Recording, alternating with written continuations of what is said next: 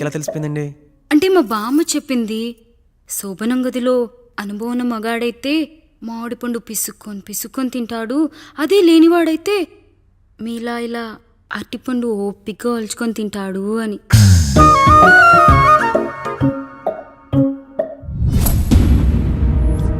ఏంటవి?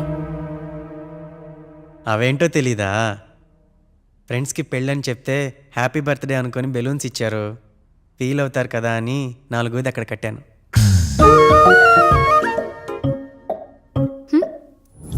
అన్నీ వచ్చాడు.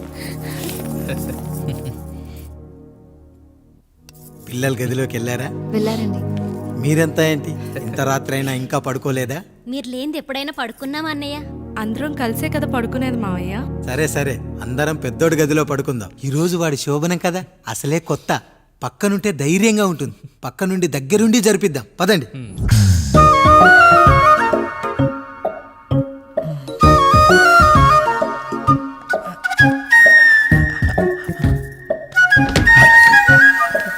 కానివ్వండి రా, కానివ్వండి కానివ్వండి.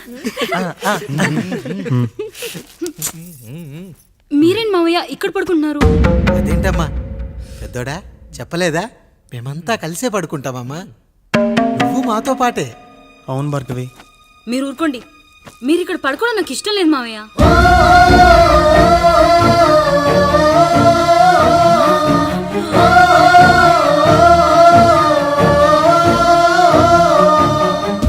అదేంటమ్మా అలా అంటావు? ఎన్నో చూసాం, ఎన్నో చేశాం. దుక్కి దున్ని కోత కోయకుండానే ఈ విత్తనాలన్నీ మొలకొచ్చాయంటావా తల్లి? అవన్నీ నాకు తెలియదు మావయ్య, మర్యాదగా బయటికి వెళ్ళండి.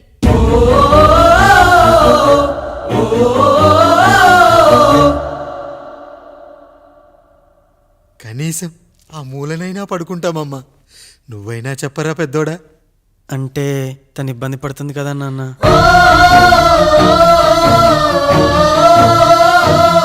నువ్వు కూడా ఏంట్రా, పిల్లలేదో ఆశపడుతున్నారమ్మా.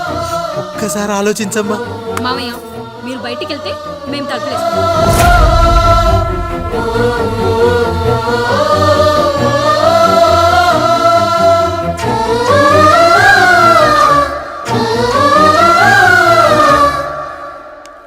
వేసుకోండి అమ్మా, వేసుకోండి, తలుపులు వేసుకోండి.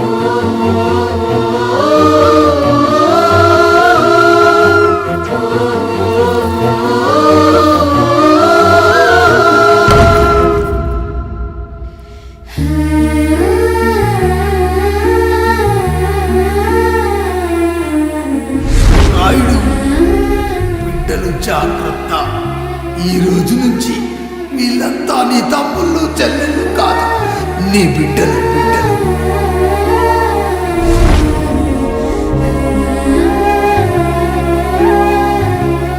జానకి, ఏమండి? సావిత్రి, ఏమండి? లక్ష్మి, ఏమండి? మన గదిలోకి పదండి.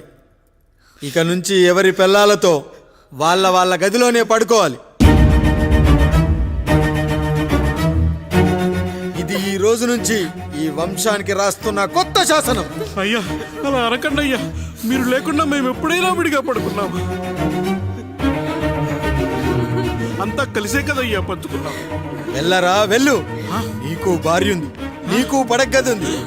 వేసుకోండి రా, మీరు వేసుకోండి, తలుపులు వేసుకోండి. మీరు కూడా ఏంటండి పిల్లలేదు? నర్మయ్, చిన్న పిల్లల వాళ్ళని ఉయ్యాల్లో ఆడించేటప్పుడు పక్కనే ఈ నాన్న కావాలి, బడికెళ్ళేటప్పుడు పక్కనే ఈ నాన్న కావాలి, గుడికెళ్ళేటప్పుడు కూడా పక్కనే ఈ నాన్న కావాలి.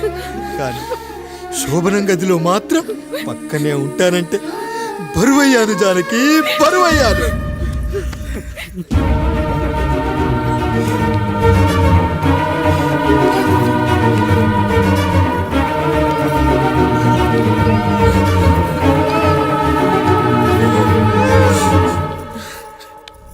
ఏంటండి ఇంకా అదే ఆలోచిస్తున్నారా?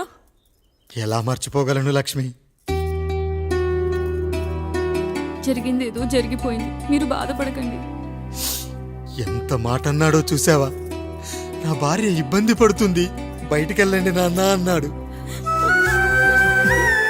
వాణ్ణి ఎలా పెంచాను, చదువుకుంటే పై చదువులకు వాడు వేరే ఊరు వెళ్ళాల్సి వస్తుందని చదివే మాన్పించేశాను. జ్వరం వస్తే ఆ మాత్రలు చేదుగా ఉంటాయని నేనే మింగాను. నోరు తెరిచి అమ్మ కావాలన్నప్పుడల్లా ఇంతమంది అమ్మల్ని ఇచ్చాను. నాన్న అన్న ప్రతిసారి నాన్నల్ని ఇవ్వలేకపోయానని వాడికి నా మీద కోపమో ఏమో జానకి. నిజమేనండి, మనమంతా ఇలా లేమే.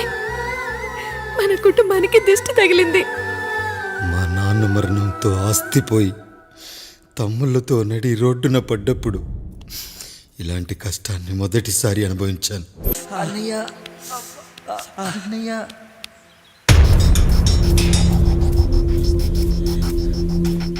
అయ్యా అయ్యా, ఏంట్రా? రోడ్డు మీద కాలు కాలుతున్నా సరే తమ్ముళ్ళు చెప్పులు లేకుండా నడుస్తున్నారయ్యా, చెప్పులు లేకుండా నడుస్తున్నారయ్యా.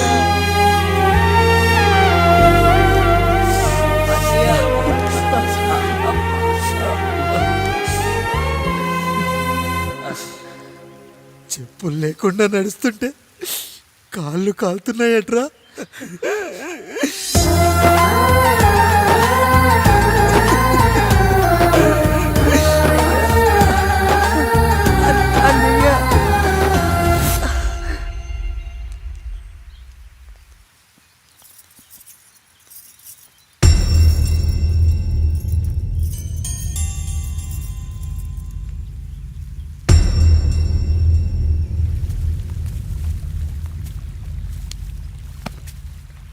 ఏరా కాముడు, అయ్యా బాధపడుతున్నావా? పెళ్ళేమైనా చేయమంటావా? వద్దులేండి అయ్యా, నాకు ఇది ఉందిగా చాలు, దీంతో నేను ఎలాగోలా సరిపెట్టుకుంటాను.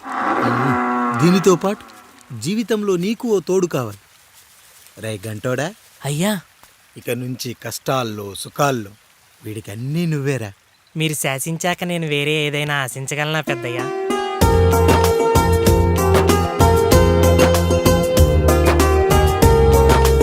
నీ గురించి కాదురా, మీ అక్కది చాలా గొప్ప మంచి మనసుని విన్నాను. ఈ కాముడికి ఆ రాముడి గుళ్ళో పెళ్లి చెయ్యి. అయ్యా, దాన్ని పెళ్లి చేసుకుంటే దాని భర్త చనిపోతాడని జాతకంలో ఉందయ్యా. మీరంతా కలకాలం ఉంటారంట్రా. వీడు పోతే నేను లేనా, చూసుకోలేనా? నువ్వు పెళ్లి చెయ్యి, పెళ్లి చేయరా.